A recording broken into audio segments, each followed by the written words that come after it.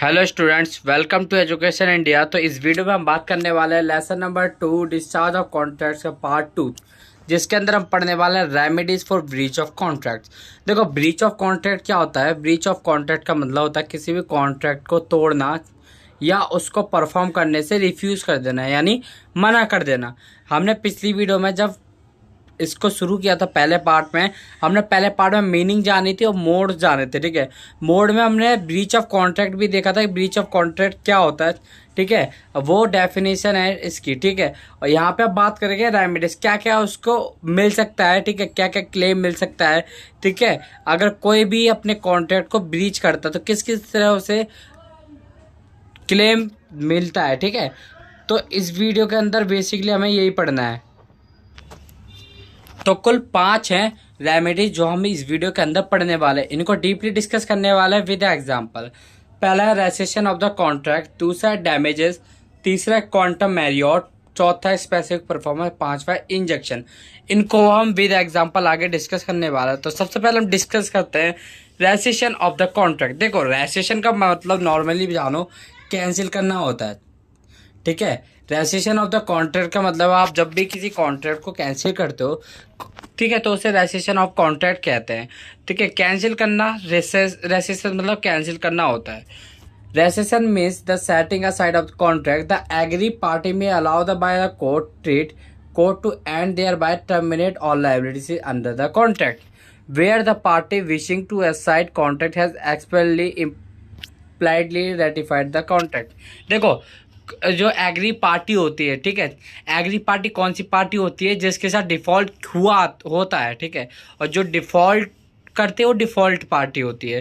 ठीक है, तो जो एग्री पार्टी होती है जिसके साथ मान लो ए और बी थे। ठीक है, ए और बी ने कोई कॉन्ट्रैक्ट बनाया किसी भी तरह का, अब बी ने मना कर दे कि भाई ये अपने कॉन्ट्रैक्ट को क्या परफॉर्म नहीं करेगा। ठीक है, तो ए क्या करेगा? इसके खिलाफ क्या कर देगा? पहले तो इसको अपने कॉन्ट्रैक्ट को रेसिशन कर देगा कोर्ट जाके। ठीक है, और इस पे कर देगा केस, स्यू कर देगा किसके लिए? डैमेजेस के लिए।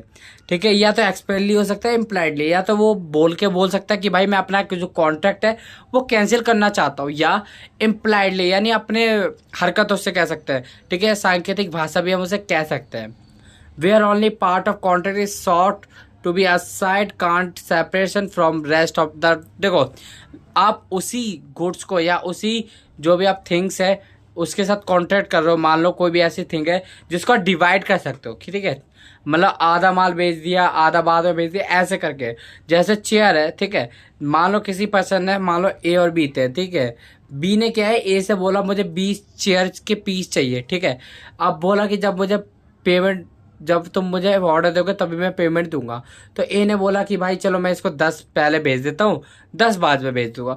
तो ये क्या डिवाइड हो सकता है। तो उसमें भी आप जो है इसमें जब सेपरेट कर सकते हो ना, तो वहां अपने आप को कैंसिल कर सकते हो आप कॉन्ट्रैक्ट को। Where without fault of either party there is change in circumstances. देखो, अगर कोई पार्टी अपने कॉन्ट्रैक्ट को कैंसिल नहीं करती है और कुछ ऐसे सरकमस्टांसेस हो जाते हैं, ठीक है, कुछ ऐसे हम कह सकते हैं, कुछ ऐसी परिस्थिति आ जाती है जिससे वो अपने आप कैंसिल हो जाता है। ठीक है, जिससे वो परफॉर्म नहीं कर पाते। इसमें ना डिफॉल्ट पार्टी का कुछ है ना एग्री पार्टी, मतलब दोनों पार्टी की कोई गलती नहीं। कुछ ऐसी समस्या आ गई, ठीक है, ऐसी परिस्थिति आ गई जिससे वो कॉन्ट्रैक्ट जो परफॉर्म नहीं हो सकता।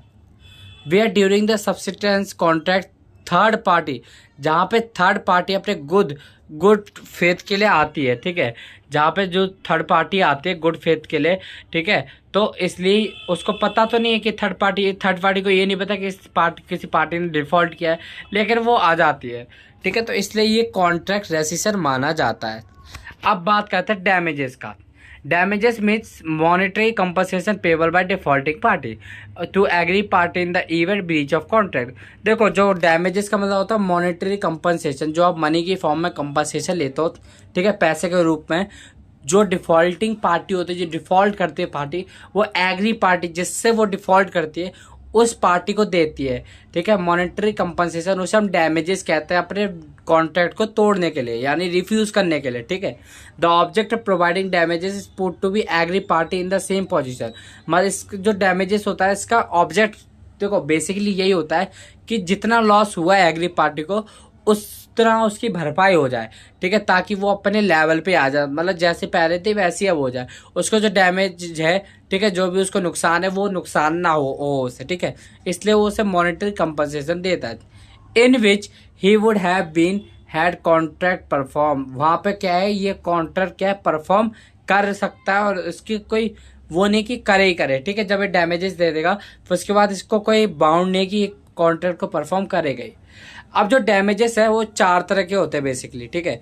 पहला होता है ऑर्डिनरी डैमेज, दूसरा होता है स्पेशल डैमेज, तीसरा होता है एग्जाम्पलरी डैमेज, चौथा होता है नॉमिनल डैमेज। अब इनको आगे डिस्कस करते हैं। Ordinary damage, damage which arise in the ordinary courses of event from the breach of contract called ordinary damages. देखो ऑर्डिनरी डैमेजेस का मतलब होता है कि आपको पता है कि इतना डैमेज तो आपको होगा नॉर्मल, ठीक है, मतलब हर बिजनेस में या आप कुछ भी कॉन्ट्रैक्ट बनाते हो आपको पता है इस कॉन्ट्रैक्ट में इतना लॉस तो होगा, ठीक है, तो ये होता है ऑर्डिनरी, ठीक है, मतलब आपको पता है कि इतना लॉस तो इसमें होता है, ठीक है। These damages constitute direct loss suffered by agree party, जिससे एग्री पार्टी को डायरेक्ट लॉस होता है, ठीक है। कोई भी कॉन्ट्रैक्ट बनाया, कोई भी बिजनेस खोलने का कोई भी कॉन्ट्रैक्ट बनाया ना अगर, ठीक है, तो उसको क्या डायरेक्ट क्या होगा, लॉस हो जाएगा, ठीक है, तो उसको डायरेक्ट लॉस होगा, उसे पता कि अगर इसका कैंसिल कर दे तो इतना लॉस होगा, तो ऑर्डिनरी लॉस कहलाता है, ऑर्डिनरी डैमेज कहलाता है। Special damage, they are those which result from breach of contract under special circumstances, कुछ ऐसे सर्कमस्टांसेस होते हैं स्पेशल जिसमें उससे डैमेज होता है, ठीक है, कुछ ऐसी स्पेशल परिस्थिति होती है, ठीक है, जिसमें उसे होता है डैमेज, तो उससे उसे स्पेशल डैमेज मिलता है। They consider the indirect loss suffer by agree party account of breach of contract, ठीक है। मान लो एक राइट ए है और बी है, ए क्या है, एक राइटर है, मान लो डब्ल्यू है और एक पी है, डब्ल्यू एक राइटर है, पी एक पब्लिशर है, ठीक है, तो इन दोनों ने एक दूसरे के साथ कॉन्ट्रैक्ट बनाया। इसने कहा कि देख भाई तुझे एक पूरी बुक लिखनी है, ठीक है, राइटर ने बोला ठीक है। अब राइटर ने क्या 2 पेज कंप्लीट किया, उसके बाद बोला कि मैं ये कॉन्ट्रैक्ट तोड़ रहा हूँ, ठीक है, वो किसी भी तरह तोड़ देता है, तो इसमें जो पी है ना वो इस पे कोर्ट में जाके इस पे केस कर सकती है और इसको पैसा नया देगी, ये कंपनसेशन नहीं ले सकता कि इसने जो काम किया है 2 पेज का उसका वो कंपनसेशन नहीं ले सकता, ठीक है। क्यों? क्योंकि ये पार्टी जो है ना डिफॉल्ट की गई है। अगर मान लो डब्लू ने जो है डिफॉल्ट किया वो इस डैमेज लेने चली जाए, ठीक है, तो वो डैमेज नहीं ले सकती, ठीक है। Exemplary damages, they are quietly heavy in amount, ये कुछ ज़्यादा हैवी अमाउंट में होता है, ठीक है। Breach of contract to marry, अगर आप कोई शादी का कॉन्ट्रैक्ट तोड़ देते हो, ठीक है, या आपका कोई भी जो चेक है वो डिसऑनर हो जाता है, बाउंस हो जाता है विदाउट एनी प्रॉपर रीज़न, किसी बिना रीज़न के आपका जो चेक है वो बाउंस हो जाए, आपकी शादी वगैरह का जो कॉन्ट्रैक्ट है वो टूट जाए, तो वो होता है, ठीक है।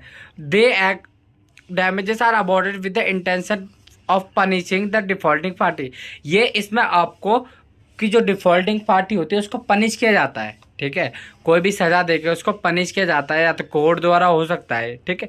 अगला आता है nominal damage, this damages are quite small in amount, ये छोटे मोटे डैमेजेस होते हैं, ठीक है, जो आपको पता है कि छोटे मोटे डैमेज हर चीज़ में होते हैं, एक्चुअली लॉस जो भी होता है सिंपल छोटे मोटे डैमेजेस हम नॉमिनल डैमेजेस कहते हैं। क्वांटम मैरियट, ठीक है, literally speaking the words quantum meruit means as much as merited, as much as earn, मतलब जितना आपने अर्न किया। It is principle which provide for payment for compensation under certain circumstances to a person who has render goods और services another person under contract could not or not be fully perform। देखो आपने अगर कोई भी ऐसा contract जो बनाया लेकिन वो पूरी तरह परफॉर्म नहीं हुआ, तो आप क्या हो, जो जितना भी उसने काम पूरा कर लिया उतना आप उसको क्या कर दोगे, पैसा दे दोगे, ठीक है। ये जो कोर्ट द्वारा भी डिसाइड होता है ये, ठीक है। जो क्वांटम मैरियट होता है इसका मतलब होता है कि जो भी बंदे ने दूसरे बंदे ने काम किया है जितना उतना आप पेमेंट दे रहे हो, ठीक है। अब वो किस तरह डैमेज डिसाइड होता है वो कोर्ट द्वारा हो सकता है। For example x forgets certain goods at wise house, x क्या है, वाई के घर पे कुछ गुड्स थे अपने, वो भूल गया, बट उसकी कोई इंटेंशन नहीं थी, ठीक है, कि वो उसको यूज़ करे पर्सनल बेनिफिट के लिए वाई की। अब उसने वाई ने क्या कर दिया, वो गुड्स को यूज़ कर लिया अपने पर्सनल यूज़ के लिए। तो अब वाई जो है इसकी जो पेमेंट है ना वो एक्स को करेगा। क्यों? क्योंकि उसने विदाउट इंटेंशन और बिना पूछे एक्स के गुड को यूज़ कर लिया। ठीक है, तो इसलिए एक्स के गुड्स की जो भी वैल्यू होती है वो वाई पे कर देगा। ठीक है, एक और एग्जांपल ले लो ए और बी का। ए एक पर्सन है, बी एक पर्सन है। बी ने क्या किया, ए से कॉन्ट्रैक्ट किया और बोला कि देख भाई मेरे को बनवाना है अपना घर जो तू बनाएगा। ठीक है, उसने ए ने क्या बोला कि ठीक है मैं आपका घर बना दूंगा। ठीक है, कुछ दिन बीते, आधा काम कंप्लीट हुआ, अब बी का मन बदल गया। अब बी ने बोला कि भाई देख मेरे को अब घर नहीं बनवाना, अब उससे निकाल दिया। ठीक है, उससे क्या कॉन्ट्रैक्ट को ब्रीच कर लिया यानी तोड़ लिया। अब क्या होगा, जो ए होगा ना वो कोर्ट जाएगा। ठीक है, और बोलेगा कि मैंने इतना काम किया, मुझे इतना डैमेज चाहिए। ठीक है, तो जितना उसने काम किया ना, आधा काम किया। ठीक है, इसको हम डिवाइड कर सकते हैं। ठीक है, डिवाइडेबल है, इट मीन इसने आधा काम कर लिया तो इसको आधे काम का पैसा मिलेगा जो कोर्ट द्वारा डिसाइड होगा। अब डॉक्ट्राइन क्या क्या है, in a contract which not divisible. ठीक है, मतलब जो भी डिविजल नहीं है उसको लमसम अमाउंट आप दे देते हो। फॉर एग्जाम्पल जैसे हमने पहले देखा, A mate was engage in the term which paid in lump sum for completely voyage he dead. A ने क्या है, एक इंगेजमेंट हो गई। ठीक है, तो उसने क्या है लमसम अमाउंट पे करने को बोला। एच और जो ए है वो मर गया। ठीक है, वियोग वॉज कम्प्लीटेड, जो वो एक था वो कंप्लीट हो गया। ठीक है, तो उसमें क्या है वो रिकवर नहीं कर सकता। देखो फॉर एग्जांपल आप देख लो, जैसे हमने ये एग्जांपल लिया था प्रॉपर्टी वाला। ठीक है, ए और बी का घर वाला। ए क्या है बी के लिए, वो बी ए क्या है बी के लिए घर बनाएगा। ठीक है, अब अगर मान लो ये ऐसी कोई थिंग होती है, ऐसा कोई कॉन्ट्रैक्ट होता है जो डिविजिबल नहीं होता, मतलब जिसको हम आधे भाग में नहीं बांट सकते कि आपने आधे इतना काम कर लिया इतना पैसा मिलेगा आपको। ठीक है, तो उसका लमसम अमाउंट वो देगा। ठीक है, लमसम मतलब होता है वो अपने अंदाजे से। ठीक है, जो भी उसका बनेगा मोटा मोटी उतना वो उसको दे देगा। A person who himself is guilty और breach of contract can't be allowed to claim. अगर मान लो किसी पर्सन ने खुद ही डिफॉल्ट कर दिया और खुद ही चला गया कोर्ट भाई डैमेज के लिए करने, तो ये इसको डैमेज नहीं मिलेगा। बिल्डर, ए क्या एक बिल्डर है। ठीक है, जिसने एक बिल्डिंग ली बिल्ड करना हाउस को, यानी एक्स के लैंड पे उसने एक हाउस को बिल्ड करने के लिए कहा। ठीक है, तो उसने क्या लमसम बोला after A has done part of work. उसने क्या है ए ने क्या कर दिया अपना कुछ पार्ट कंप्लीट कर लिया, बट एक्स ने क्या कर दिया मना कर दिया कि भाई मुझे अब अपना घर पूरा नहीं करवाना। ठीक है, मटेरियल बचा है, सब कुछ बचा है, उसने आधा काम कर दिया। अब वो क्या करेगा, वो आधे का डैमेज ले लेगा ए। ठीक है, ये वही वाला हाउस वाला एग्जाम्पल है। But the above rule is subject to the following exception. अब देखो कुछ एक्सेप्शन होती है कि अगर आपको ऊपर वाला जो रूल है ना अगर वो फॉलो करना है। ठीक है, जो आपको ये रूल है ना ये वाला डिविजिबल वाला। ठीक है, अगर ये आपको ये डैमेजेस को जो है ना आपको फॉलो करना है तो आपको कुछ एक्सेप्शन माननी पड़ेगी। पहला, डिविजिबल कॉन्ट्रैक्ट होना चाहिए। दूसरा, लमसम पेमेंट होनी चाहिए या उसको पूरी तरह पेमेंट हो जानी चाहिए। और तीसरा, वो पर्सन नहीं होना चाहिए जो खुद ही डिफॉल्ट कर रहा है, खुद ही चला गया क्लेम लेने। ठीक है, तो ये आपको डैमेज नहीं मिलेगा। अब specific performance law courts can at their description order for special performance. ये क्या होता है, स्पेशली होता है कि आपको कुछ स्पेशल परफॉर्मेंस के लिए बोल दिया। ठीक है, तो आपको क्या है स्पेशल डैमेज मिलेगा इसके लिए। Agree will not granted in the following case. ये किस किस केसेस पे ग्रांट नहीं होता, where the agreement has made without consideration. जहाँ पे जो एग्रीमेंट है विदाउट कंसिडरेशन बनाया जाता है वहाँ पे स्पेशल परफॉर्मेंस अलाउड ही नहीं होता। Where the court can't supervise the execution, मतलब वहाँ पे पता नहीं चल रहा कि कितना काम हो रहा है। ठीक है, तो वहाँ पे स्पेशल परफॉर्मेंस नहीं माना जाएगा। Where the contract is of personal nature, जहाँ पे कॉन्ट्रैक्ट क्या पर्सनल नेचर का होता है।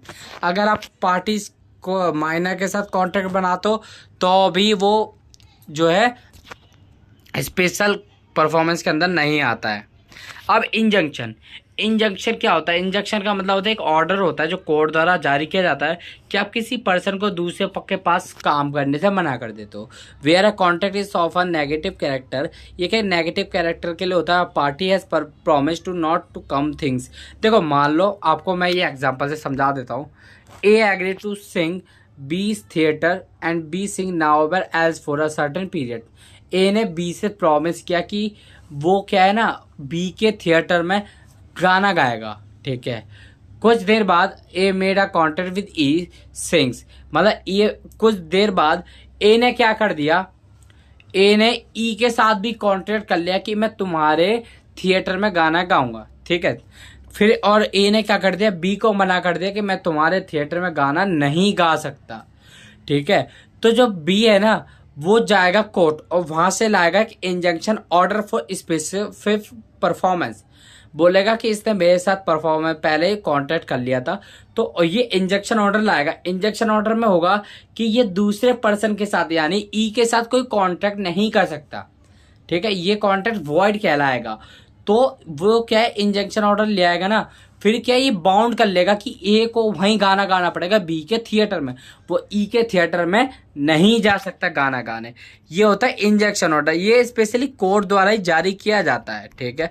तो ये था आज का हमारा टॉपिक जो हमने डिस्कस कर लिया, remedies for breach of contracts, ठीक है। तो ये जो हमारा चैप्टर है, सेकंड चैप्टर, वो हमारा कंप्लीट हो चुका है आज, और बिजनेस लॉ का चैप्टर नंबर 18 हम शुरू करने वाले हैं, ठीक है।